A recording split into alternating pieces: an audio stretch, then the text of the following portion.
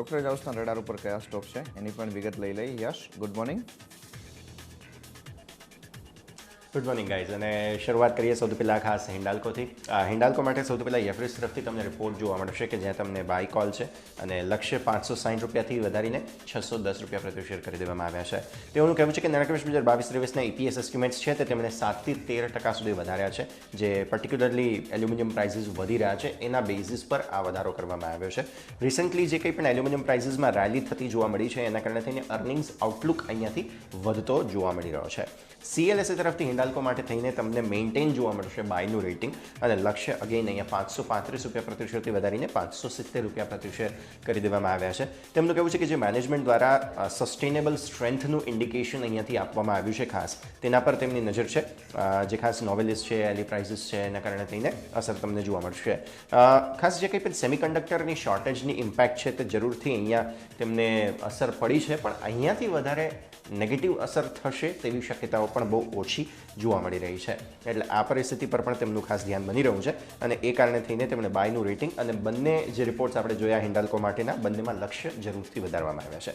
Next L&T Larsen Toubro. આપણે જેફરીસ તરફથી સૌથી પહેલાં રિપોર્ટ જોઈ લઈએ. બાયનું રેટિંગ તમને જોવા મળશે 2105 રૂપિયા પ્રતિ શેરના લક્ષ્ય સાથે. તેમનું કહેવું છે કે અહીંયાથી કેપેક્સ ઇન્ટેન્સિવ ઇન્ડિયા ભારત આગળ વધી રહ્યું છે, કેપેક્સ પર ખર્ચો કરી રહ્યું છે સતત 3 થી 5 વર્ષ હજુ પણ આ જ પ્રકારની ટ્રેન્ડ લાઇન રહેશે. સીધો ફાયદો L&Tને થતો જોવા મળશે. કંપનીનું નવું ફોકસ નવી ટેકનોલોજીસ પર છે અને ખાસ જે ગ્રીન પોર્ટફોલિયો એક્સપોઝર વધારવાની જે વાત છે તેના પર કંપનીનું ફોકસ બની રહ્યું છે. ઓર્ડર ફ્લો હજુ પણ બંચઅપ થતો જોવા મળી રહ્યો છે. સ્ટ્રેટેજિક પ્લાન આગળ ઘણા ટ્રિગર થતા જોવા મળી રહ્યા છે આવનારા 3 થી 6 મહિના માટે. આ માટે થઈને તમને લક્ષ્ય 2105ના CLSA દ્વારા L&T માટે મેન્ટેન કરવામાં આવે છે બાયનો કોલ અને 1950 રૂપિયા પ્રતિ શેરના લક્ષ્ય તમારે અહીંયાથી ખાસ ધ્યાનમાં રાખવાના છે.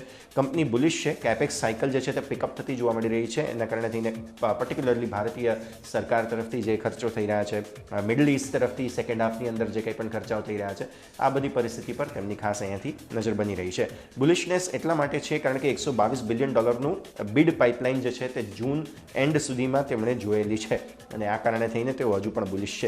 ESG કેપિટલ રિએલોકેશનના ઇનિશિયેટિવ્સ જે કંઈ પણ છે આ બધી પરિસ્થિતિઓ પર પણ તેમનું ખાસ અસર છે અને આનું અસર અને આના જે કંઈ પણ ફળ છે આપણને આવનારા દિવસોમાં જોવા મળશે.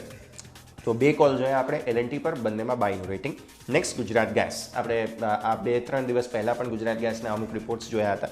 જેફરીસ તરફથી તમને અહીંયાથી બાય કોલ જોવા મળી રહ્યો છે અને 920 રૂપિયા પ્રતિ શેરના લક્ષ્ય તમારે ખાસ ધ્યાનમાં રાખવાના છે. તેઓ કહી રહ્યા છે કે જે કંઈ પણ હવે તેઓ એક્સપેક્ટ કરી રહ્યા છે LNG માર્કેટ છે તે હવે અહીંયાથી થોડું ટાઈટ રહેશે. કેલેન્ડર યર 2021 થી 2025ની જ્યાં સુધી વાત કરી રહ્યા છીએ, સ્પોટ LNG પ્રાઇસીસ જે છે તે $12 થી $13 અને $18ની જગ્યાએ હવે મોડરેટ $12-13 વચ્ચે રહે તેવી શક્યતાઓ છે. અને રિસેન્ટ પ્રાઇસ હાઇક્સ જે થયા છે તેના કારણે થઈને LNGને અસર એક આવતી જોવા મળી છે. $12 MMBTU જોવા મળી રહ્યું છે આપણને અહીંયા. ફર્ધર પ્રાઇસ હાઇક્સ જો થાય છે તો એ સસ્ટેન થતા જોવા મળશે અહીંયાથી આગળ કરંટ લેવલ્સથી. એટલે આ પરિસ્થિતિ પર તેમની ખાસ નજર બની રહી છે. બાય કોલ 920ના લક્ષ્ય સાથે. શ્રી સિમેન્ટનો નેક્સ્ટ રિપોર્ટ છે સિટી તરફથી. ન્યુટ્રલ કોલ તમને જોવા મળશે 30,400 રૂપિયા પ્રતિ શેરના લક્ષ્ય સાથે. તેઓ કહી રહ્યા છે કે જે કંઈ પણ નવા સિમેન્ટ પ્લાન્ટ્સનું અનાઉન્સમેન્ટ થયું છે રાજસ્થાન અને વેસ્ટ બેંગોલમાં તે એક પોઝિટિવ વાત છે અને જે captive solar plant power plant જે છે 106 મેગાવોટના તે પણ સેટઅપ કરવાની વાત થઈ છે. તો એક્સપાન્શન જે છે તે અહીંયાથી એડિશન થતા જોવા મળશે અને પર્ટિક્યુલરલી જે ઓનગોઈંગ એક્સપાન્શન્સ છે તેમાં વધારો થતો જોવા મળશે. જે અનાઉન્સમેન્ટ્સ છે તે ઇન લાઇન છે અને કંપની ઓલરેડી જે છે તે લોંગ ટર્મ પ્લાન્સ આપણને જણાવી ચૂકી છે. એટલે આ પરિસ્થિતિમાં તમારે અહીંયાથી ખાસ ધ્યાન રાખવાનું છે. ન્યુટ્રલ કોલ છે અને 30,400 રૂપિયા પ્રતિ શેરના લક્ષ્ય. HDFC બેંક માટે CLSA તરફથી તમને એક રિપોર્ટ જોવા મળશે જેમાં બાયનું રેટિંગ છે 1850 રૂપિયા પ્રતિ શેરના લક્ષ્ય સાથે. તેઓ કહી રહ્યા છે કે જે કલેક્શન્સ છે તે હજુ પણ ઇમ્પ્રૂવ થતા જોવા મળશે અહીંયાથી આગળ. અને એસેટ ક્વોલિટી પર પ્રોવિઝનની જો વાત કરીએ આપણે તો એ સેકન્ડ હાફની વાત કરીએ નાણાકીય વર્ષ 2022ના તે નોર્મલાઇઝ થતું જોવા મળી શકે છે.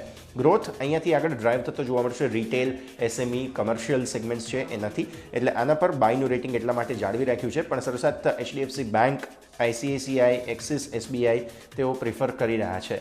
એટલે આ તમારે ખાસ ધ્યાન રાખવાનું છે. 1850ના લક્ષ્ય.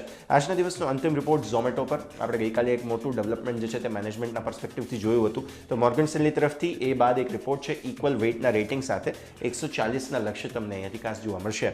તેઓનું કહેવું છે કે જે કંઈ પણ અનાઉન્સમેન્ટ છે તે એક નેગેટિવ સરપ્રાઇઝ તરીકે જરૂર જોવા મળી રહ્યું છે. કી મેનેજમેન્ટ પર્સન આવી રીતે નીકળી જાય એ પણ લિસ્ટિંગના 2 મહિનાની અંદર. પણ કંપનીએ પાછલા દિવસોમાં આવી મેજર કોઈ એક્ઝિટ વિઝિટ થઈ હોય તો તેમણે સારી રીતે હેન્ડલ કરેલી છે, એટલે તેમને વધારે કોઈ તકલીફ ન પડવી જોઈએ. બહુ ઓછો મટીરિયલ ઇમ્પેક્ટ બિઝનેસમાં થતો જોવા મળે છે, એટલે આવી પરિસ્થિતિમાં તેઓ ઇક્વલ વેઇટ છે. અત્યારે થોડું વધારે ડેવલપમેન્ટ થાય પછી કદાચ અહીંયા રેટિંગ ચેન્જ થઈ શકે, પણ અત્યારે લક્ષ્ય 140ના ઝોમેટો માટે. Back to you guys.